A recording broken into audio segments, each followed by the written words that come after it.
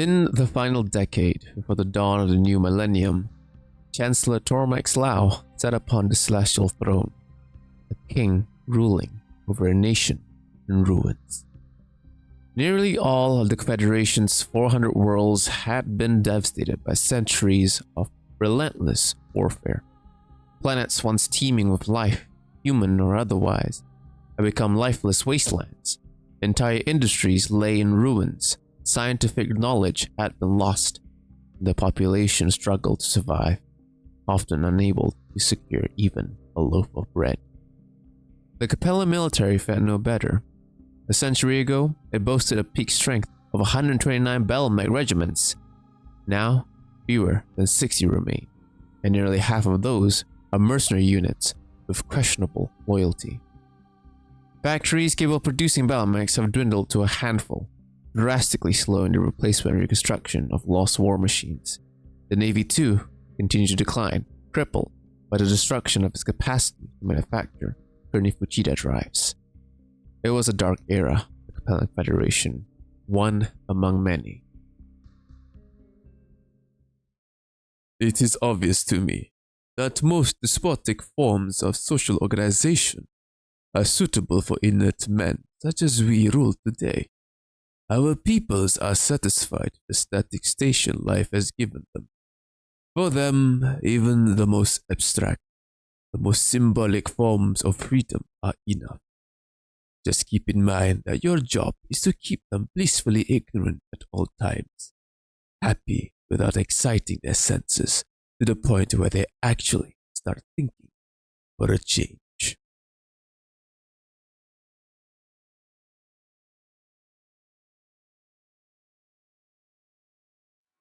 Despite all that plagued the Confederation, the curse of the title of First Lord remained strong.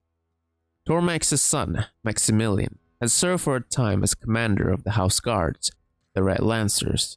There, he earned the moniker Diablo, a name bestowed upon him by the Free Worlds League during an operation in Andurian. Soon after, he secured a seat on his father's council in the Prefectorate. He watched as Tormax pushed himself to the brink of death in a desperate attempt to hold together what remained of the Capellan Confederation. Maximilian was assured that he would eventually succeed his father as Chancellor. What he was far less certain of, however, was the state of the Confederation when that time arrived. He feared that by the time he ascended, there would be virtually nothing left to lead, that the Capellan Confederation would be reduced to a minor power, if it survived at all. So, he decided to act.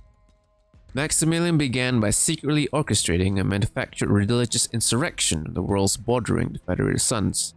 Already known as a seasoned frontline commander, he was tasked by Tormax to lead a contingent of warrior houses and elite regiments to quell the uprising.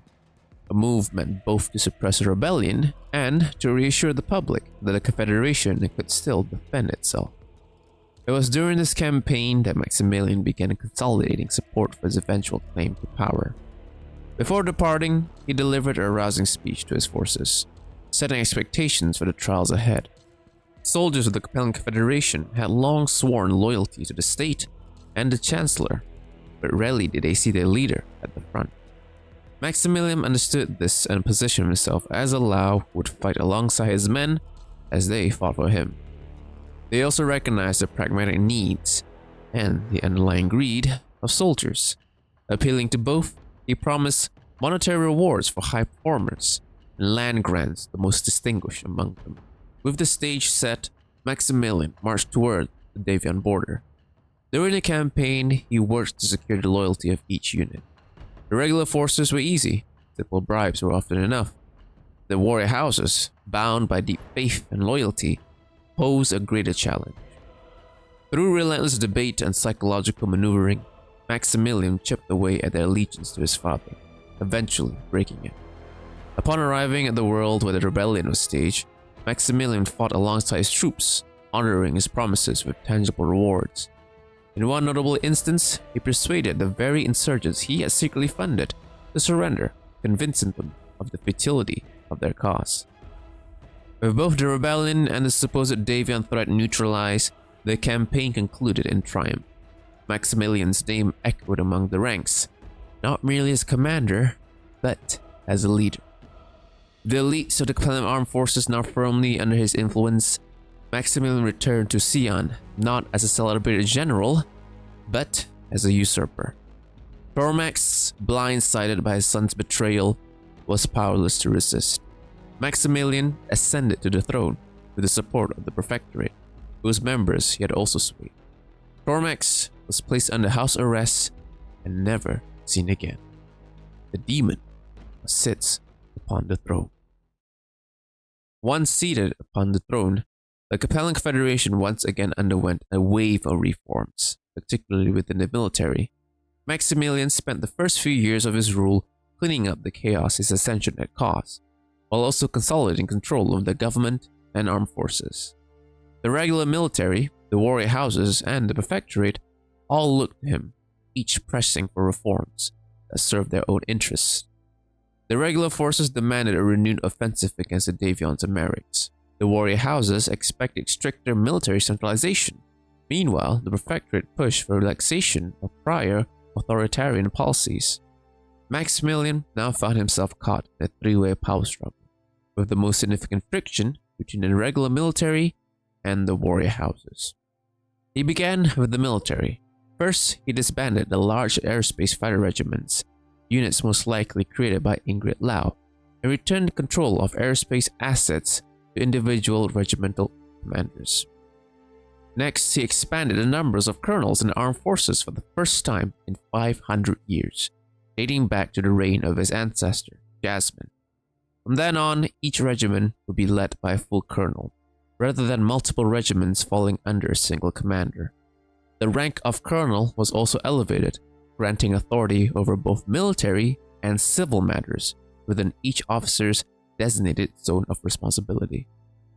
2 years before Maximilian's coup, Tormax had created the Death Commandos, an elite unit intended to bridge the gap between the regular military and the warrior houses. Although classified as a regular unit, the commandos were entirely staffed by former warrior house members. After Maximilian seized power, many of these original members loyal to the old regime were eliminated over 2 nights of covert operations, as he purged the last remnants of his father's rule. In the years that followed, the unit slowly reformed, again drawing largely from former warrior house personnel. However, being a regular military formation, Death Commandos fell under the authority of the Strategios. This arrangement sparked ongoing friction, as many commandos retained a warrior house belief that they answered only to the Chancellor. Frustrated by the constant disputes, Maximilian ordered the unit to open recruitment to the general military. Over time, regular army personnel came to outnumber warrior house members, resolving the internal conflict and bringing the unit under complete military control. That said, the warrior houses were far from neglected. In 2991, Maximilian authorized the creation of new house orders, increasing the total from 4 to 8 regiments. Predictably, this move drew resistance from the military, but Maximilian stood firm. The new houses quickly proved their worth. In the early 3000s, House Ijori annihilated a Davion mercenary unit on Sama and captured a large number of intact battle mechs. Later, once the Death Commandos had been fully regularized, Maximilian sought to appease Master Yagi, the de facto leader of the warrior houses, by stripping Colonel Pavel Ritzik, strategic military director and effectively the regent, of all authority to deploy or command the warrior houses. That power was instead reserved for the Chancellor and Master Yagi alone. With internal power struggles finally resolved, the demon would now turn his gaze outward.